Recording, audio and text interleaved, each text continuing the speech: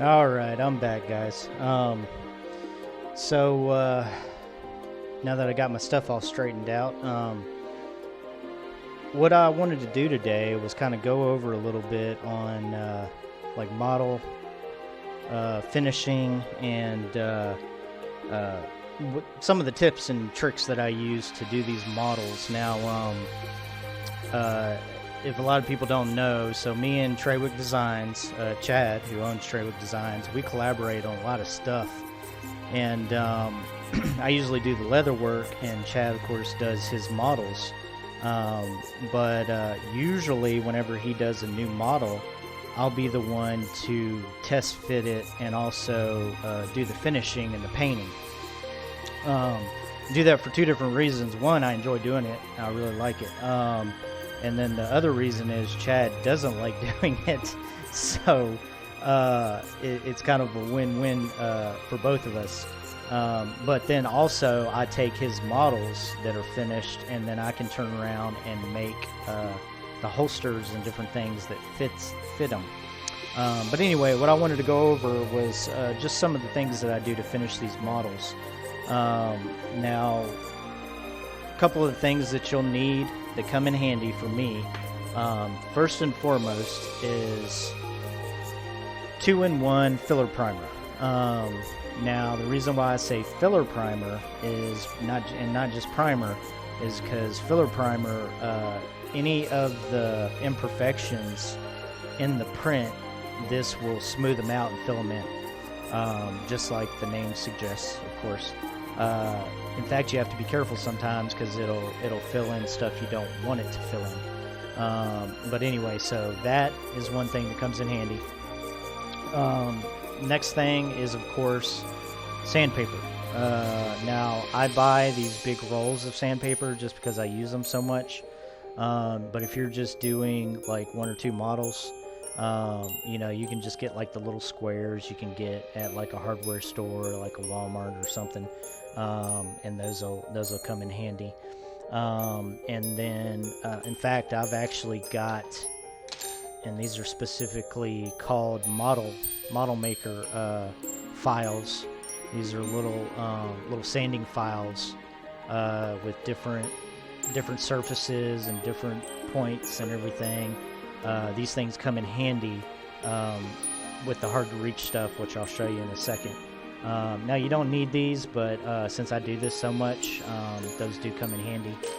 And then, so I use rub and buff a lot. Now, you can use spray paint. Just in my experience, it's hard to, especially with silver, it's hard to get a spray paint that looks like silver and not like a fake silver.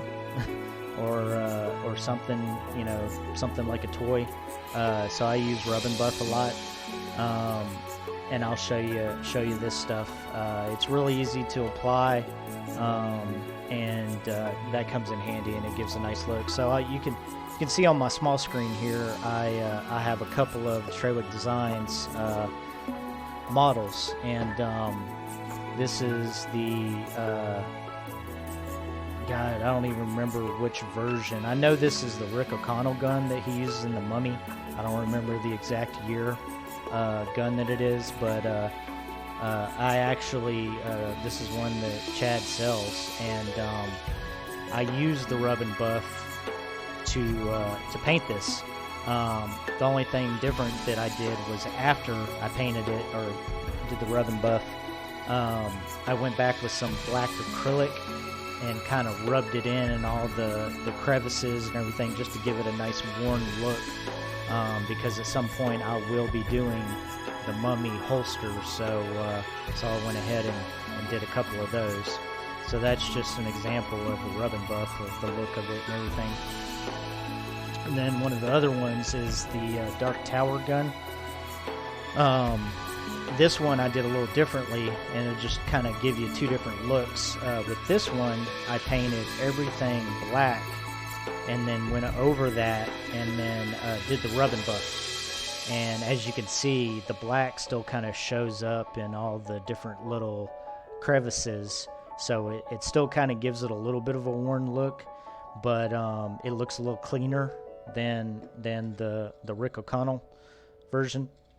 So that's just a couple different ways you can use rub and buff, and I really like both of those guns. But anyway, what I'm working on right now is Chad just finished the Colt Peacemaker, and the way we do these, it actually works out for both of us just because I like finishing these models and Chad doesn't. So it really works out for both of us. But anyway, so what I've done with these Peacemaker, and I'm actually it probably looks like a lot of stuff here, but these are actually 3 different Peacemakers that I'm going to be doing. I'm doing 2 for my own stuff, and then me and Chad are actually going to be giving one of these Peacemakers and one of my Doc Holliday holsters away through a giveaway. So if you don't already follow us on YouTube, Twitch, Instagram, go ahead and go follow us, because when we do that giveaway, you don't want to miss it. But anyway, so with all the pieces to this Peacemaker, or these Peacemakers, I've already hit these with the filler primer. So they've already had that step done. Now, one thing that people kind of mess up on is they get a 3D printed piece, and I'll say this kind of as a side note. Traywick Designs, Chad's pieces are some of the smoothest that I've 3D printed pieces I've ever gotten. In fact, before we were ever friends, I bought a couple of kits from him, and I was amazed at how smooth and how good all the pieces looked and fit together. It actually spoiled me to where anybody else's kit that I had bought after that was crap. I just thought it was crap. So his stuff really is stellar. But even with how good his stuff prints out, it's really hard to completely get rid of print lines. Like, you're always going to have a little bit. And that's where the filler primer comes into effect, is to get rid of those tiny print lines. But one of the problems, or one of the mistakes people run into, is they'll get the 3D printed piece, they'll see those print lines, and they'll try for hours to sand those print lines out. And that's a mistake, mainly because it'll be hard to do it. I mean, you might eventually get rid of all of them, but it'll take you a long time. And while you're doing that, you're actually sanding off a lot of the print. Like, you don't want to do that. So what I would suggest is, when you get these pieces, not just this kit, any kit, everything that I'm telling you can be applied to any kit you get from him, or 3D kit, printed kit in general. But when you get these, clear off, make sure all of the support material is off, any major stuff. In fact, I don't know if you can see it. Let me see if I can see it on my screen. If you can see through the holes, I don't know if you'll be able to see. There's a little bit of support material, and I should have cleaned that out before I painted these, but it doesn't mess anything up. But that's what I use these little tools for, because you can actually go around and clear that out, the center. And of course, I don't have any of the bullets over here, but this kit, which, all of his kits that have any type of revolver or whatever come with the bullets, and you want to make sure that these are good and cleaned out so that the round will go in there easily. So usually I would do this first, clear out those circles. So you get rid of the support material, clear out any excess print material like this, and then once you do that, then you'll hit it with the filler primer. Now, filler primer does does dry pretty quickly. But even though it dries quickly, I would say let it sit. Like the last time that you hit it with filler primer, let it sit for at least a day after that. And the reason why I say that is because filler primer, it does dry quick, but the longer it dries, the more that when you go to sand it, it actually it basically fills in the crevices easier. It's like it's instead of a paste, like I guess like with any spray paint, if you try to sand it too soon, it'll turn into like a paste. But if you let it fully dry, it'll actually be like, like a dry stuff that'll just kind of disappear. So you want to do it that way. But anyway, so do that, filler primer. And then after you've filler primed everything, then that's when you're going to start sanding. Now, I will say one mistake that people run into with sanding, first of all, don't be afraid to bend this.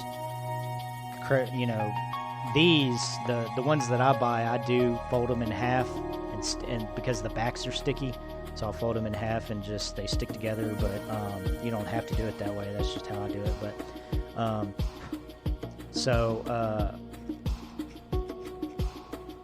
But this is a time-consuming process, and I know people get in a hurry, especially with con seasons and stuff coming up. But if you ever get to the point to where you've got it sanded down and it's still not as smooth as you want it, don't rush it. Turn around and hit it with filler primer again. I've even made that mistake just because I'm not a patient person. So, I might spend 2 days hitting it with filler primer. I was waiting for a comment from Chad. But I might spend 2 days hitting it with filler primer. And then I'm like, okay, today I'm going to do all my sanding. And then I do my sanding. And then I find out, oh crap, it didn't fill in everything that I wanted it to. And then I hate having to go back and hit it with filler primer again. But I'm telling you, you'll appreciate the outcome, the finished product, way better if you do that, if it needs it. But anyway, so you're just going to go through, sand all the pieces. I'm sure people won't have a problem with this part, just besides it being time consuming. Now, once you get everything sanded, I tell you what, I will completely sand one of these pieces and paint it with the rub and buff, and that's just so y'all can see the whole process. I'm not going to do all of this because if I did, I would be streaming, and this would be like a 2-3 hour or more video, and I wasn't planning on doing that. But I did kind of want to hit all the basics of this stuff. So now something else I will say with the filler primer, don't use that on anything that's going to be internal.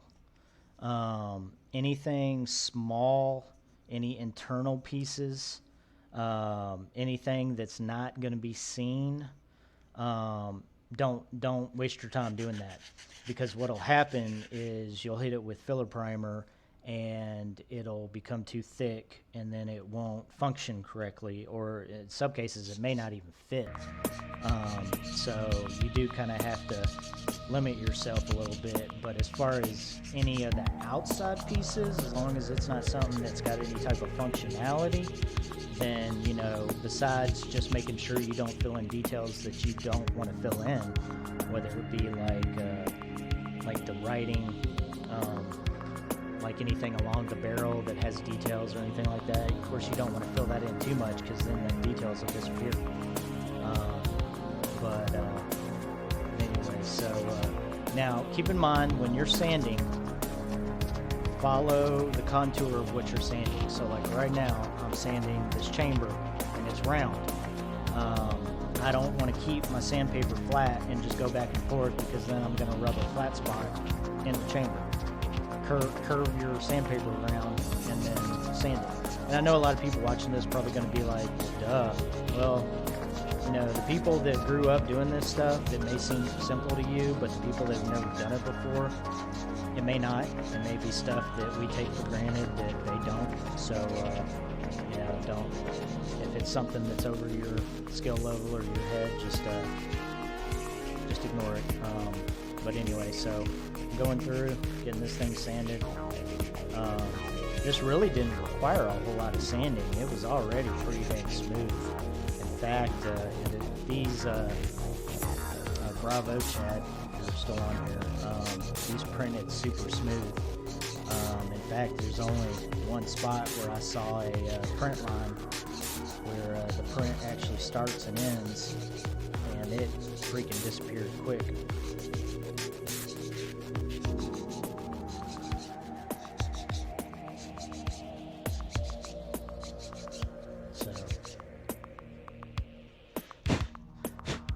Now, I will say, as you're sanding, now I'm doing this at this table so I can stream and show you guys and talk to you and stuff, but normally I do my sanding outside. I have a small deck off of my backyard, and I'll just go out there and stand out there while I sand, because it's going to get messy. I mean, this is not something, unless you just put down a bunch of paper and you're like prepared for it. This is not something you really want to do inside. Because this stuff is almost like sheetrock stuff. It will go everywhere. So I tell you what, I'll be right back. I'm going to grab a paper towel.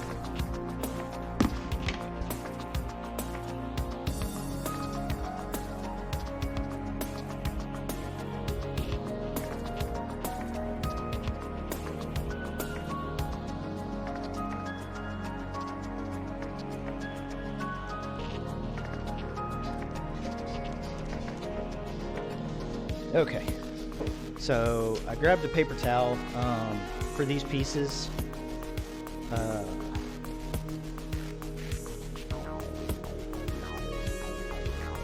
You want to make sure you get all the excess kind of the sanding residue. You don't want to leave that on there, because when you go to paint, it'll mess up your paint. Now, these are the bullets that come with this Peacemaker. These are great. It's actually two different pieces. It's got the shell part and then also the tip, and which is great, because that means you can paint them different, you know, the two different colors. So like a brass sleeve and then like the lead tip. So these are awesome. But anyway, so one thing you do want to do too a lot is, unless it's a piece that isn't going to come out, which you should be able to kind of look at it and say, oh, well, that's not, once I do that, that's not coming out. You want to test fit stuff. So one thing that I do is, so that chamber that I cleaned out, these are the bullets. I'm just going to test fit it in all of the holes and make sure that it fits.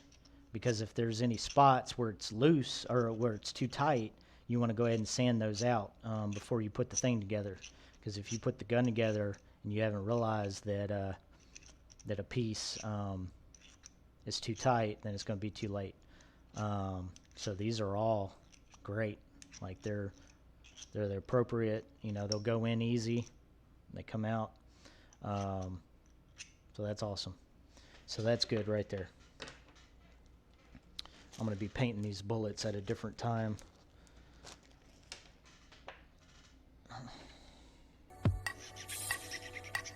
So something I just noticed is I looked down the other end of the chamber that I didn't, even though the bullet still easily goes into the chamber, there was some light residue of print material at the end. it wouldn't have hurt anything. It just, I wouldn't have liked it if I'd got the gun together and saw that stuff in there. So I'm gonna get rid of it.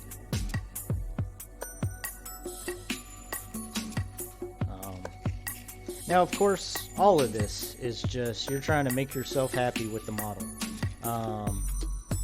Don't worry about what anybody else thinks.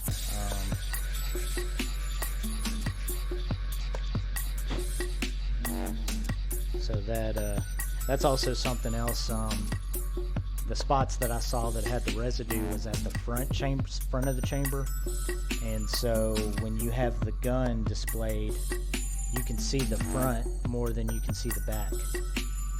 Just like on this one, even though it's a different type of gun, I mean, you can see the front more. So I try to make sure that the front of this barrel is cleaned out more so than the back.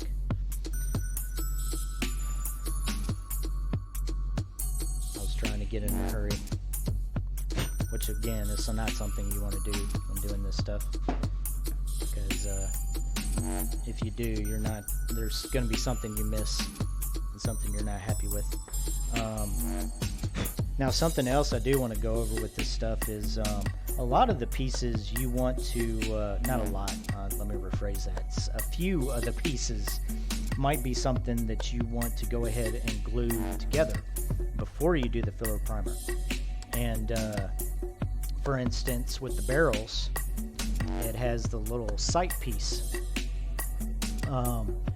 If I had tried to prime this sight piece as small as it is, and then glue it on after the fact, it would have been a nightmare.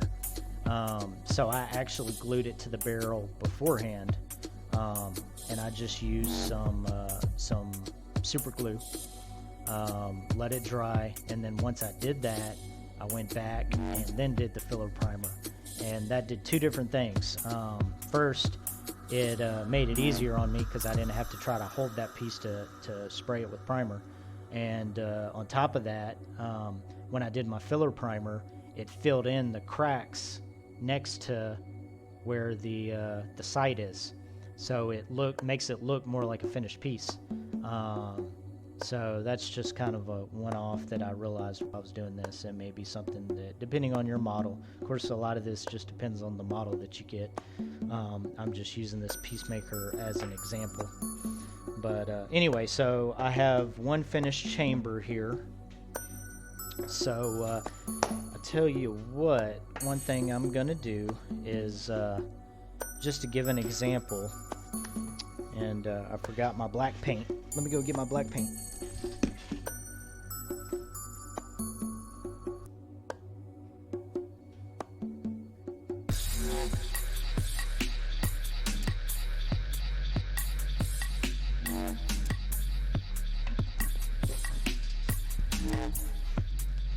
Teach me to not be prepared. Okay, so I'm gonna use this cylinder as an example, and the only reason I'm using this cylinder instead of one of these Peacemaker pieces is because the cylinder is smaller, and I'm trying to keep this stream and this video kind of short. We're already at 33 minutes, so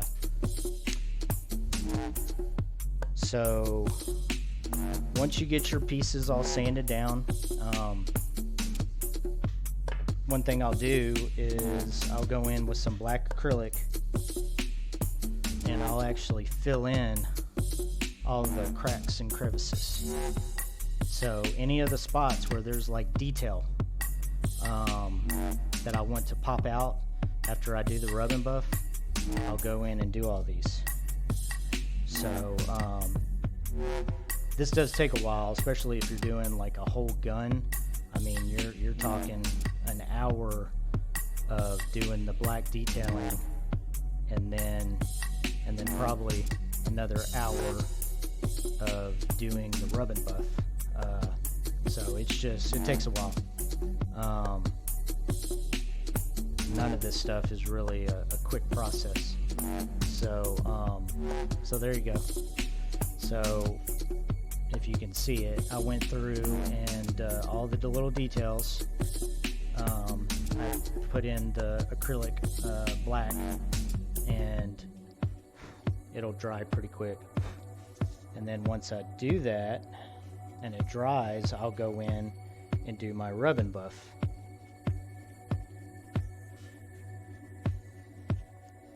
And I'll show you the effect. And I'm gonna be kind of rushing this. Like if I were doing this on my own time, I'd probably do this black paint acrylic for all the model pieces, especially like these guns here. I'd probably do those one night, let it sit dry overnight, and then I wouldn't do the rub and buff until the next day. But I want to go ahead and show you guys. So anyway, this looks like it's pretty dry already. That's a good thing about acrylic paint. So again, I use this rub and buff stuff. It's awesome. I like using this better than spray paint, silver spray paint. But again, if you want to use silver spray paint, you know, go for it. This is just, I'm just showing the way that I'd finish these models. So you can do rub and buff one of two ways. You can either just put it on a paper towel or an old rag and literally, just like the name suggests, rub it in and buff it. But if I were to do that on this, it would fill in all the cracks that I just painted with acrylic. I don't want to do that. So I'm using a paintbrush, and I'm just going to lightly go over the top of the spots that I want silver. And I'm going to try to avoid the spots where I painted in that black acrylic. Now, I will say, do not get over anal about, you know, oh, a little bit of silver went in there. It doesn't matter. In fact, in most cases, if there's little imperfections, it just makes it look more like a finished product, which is the goal of this stuff. You know, you're trying to make it look realistic and not like it is something that's 3D printed.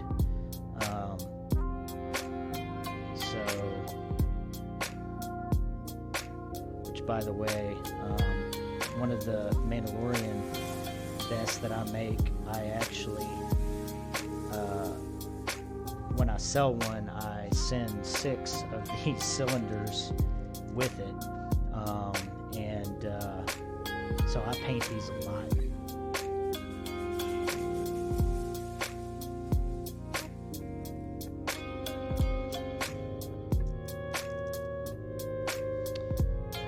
Okay, so I'm almost done with this.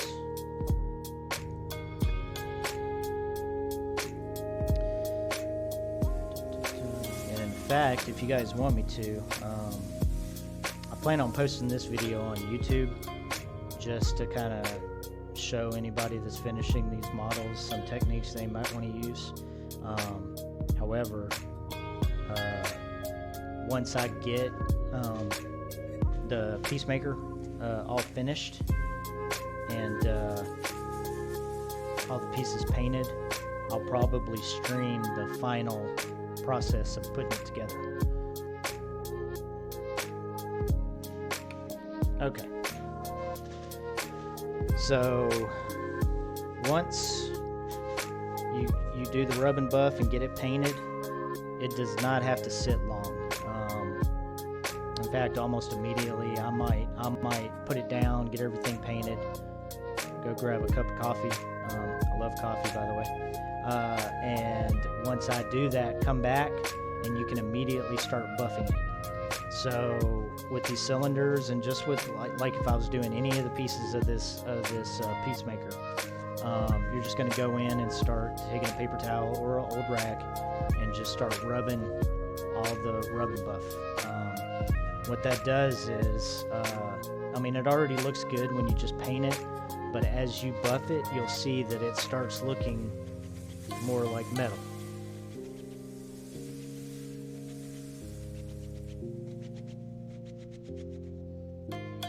This is some great stuff. I'm glad I found this stuff. To me, it's just way better than silver spray paint. Okay, so let's see if you can see that. I'm trying to look at my screen here. So that's one of the cylinders there. To me, it looks great. And as you can see, the black that's filled in the details, and it just makes it look like a worn piece of metal. If you use this technique with all the pieces of the gun, it'll turn out great. Now, if you haven't noticed, rub and buff can get messy, which is why I'm wearing a glove. This stuff will dry for the most part overnight. However, it will still have a slight residue that will rub off, especially if it's something you're handling. Like, you don't want something that's going to be in your hand a lot to just keep it like this.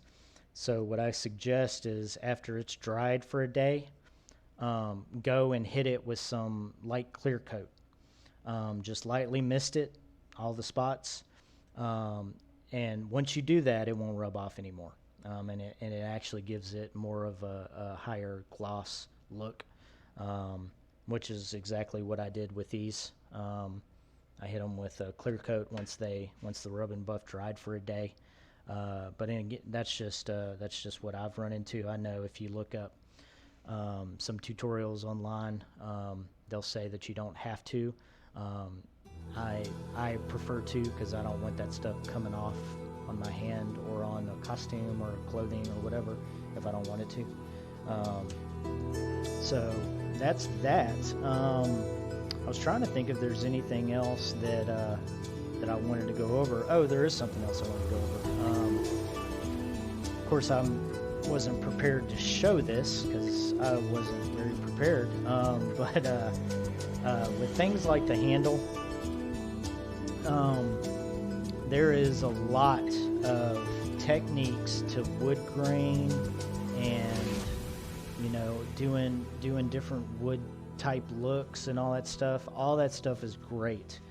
However, in most cases, if you're not an advanced hobbyist, that stuff's going to be over your head, and it's just a pain. Takes too long. So what I have gotten to where I do is, if it's just supposed to be a wood handle, which is what's going to be on this Peacemaker, you have two options. You can use one of those advanced wood things, or they even have wood tools, wood paint tools that you put paint on and just basically rub it along the side, and it puts in like a wood grain looking thing. You can use different types of brown, like you can paint this all one color brown, and then just take a paintbrush, use a light brown and gently go across all the sides, let that dry, go back on top of that, do a different color brown, let that dry, go back on top of that, do a different color brown. After it dries, it looks great. It looks like wood grain, and it's a very simple technique. But for the easiest thing, if you can tell, these look great. Like, to me, these look like they're supposed to. Look like a wood handle. Very simple. All I did was I used a dark brown spray painted them. Normally, I'll tell you this too, normally with the wood grips or grips in general, I won't put filler primer on them. And the reason for that is because most of the grips, especially if they're supposed to be wood grips, you want the texture, you want the print lines to come through. You don't want to fill up all of the print lines with filler primer, because then it'll look too smooth, and it'll look too fake. So I usually don't hit it with filler primer, and I just leave any imperfections. But you'll do the dark brown, just paint the whole thing. Then after that dries, do a clear coat, and it can just be any. You can get clear coat at any hardware store or Walmart or whatever. You have the crystal clear coat, and then the matte clear coat. So you'll want to do the crystal clear or the clear coat first over the brown. Once that dries, then you'll go on top of that and do the matte clear coat. And the reason why you're doing that is because, first of all, the clear or the crystal clear coat pulls out any moisture, and it makes sure there's not going to be any bubbles or any spider webbing on your painted piece. And then on top of that, when you put the matte clear coat, it gives it a very flat look, which is what a wood grip would look like in most cases. I know some of them have a polyurethane that look clear, but to me those don't look good. So you'll put the matte on, it'll give it a flat look. Then after you do that, you can either leave it that way if it's supposed to be a new looking gun, and it'll look great and it's simple. But if it's a worn looking gun like this one, you can actually take in fact, I don't want to get rub and buff all over these finished guns. Once you do the clear coat, the crystal and the matte, take a piece of sandpaper and just lightly scuff the grip, because what it does is it gives a rougher look on the pieces that are sticking up, and I'll show you, hopefully you can see. And what it does is it gives more of a worn look, and it gives different coloring. Yeah, I think you can see that. It gives different coloring on the grip, and makes it look more realistic. And it's a super simple thing to do. You know, just dark brown, crystal clear coat, matte clear coat, and then scuff it with sandpaper, and that's it. And then you're good. So really, I think that's everything I wanted to go over. Like I said, I will be doing a stream of when I'm putting the Peacemakers together, so that you guys can see them all finished.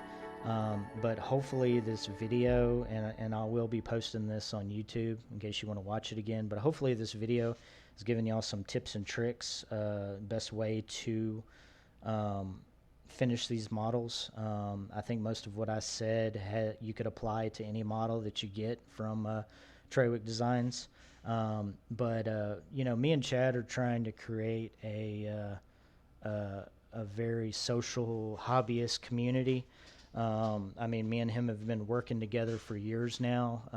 Like I said, he usually is doing the 3D modeling and printing, and I'm usually doing the metal, or well, I do metal work too, but I'm usually doing the leather work. But if you ever have a question, I mean, you can find us both on Instagram, Twitch, YouTube now. But if you got a question, just shoot us the question. You know, we don't mind helping or answering, just as long as it's not a question that's gonna compete with us for business if you've got your own small business. But other than that, we don't mind helping. And if there's anything that I didn't cover in this video, feel free to put a comment, especially when I post it to YouTube. Put a comment, and I'll try my best to answer. But again, I wanted to do this because it was just very surprising of how many people ask about finishing these models. And again, I guess just since I grew up, I'm 41, but since I grew up doing this stuff, it doesn't seem like a big deal to me. But you know, we're all at different levels, and we'll figure it out. So, but anyway, guys, thank you for joining me today, and I think me and Chad are going to be gaming later, so come check us out when we stream. But anyway, guys, thanks.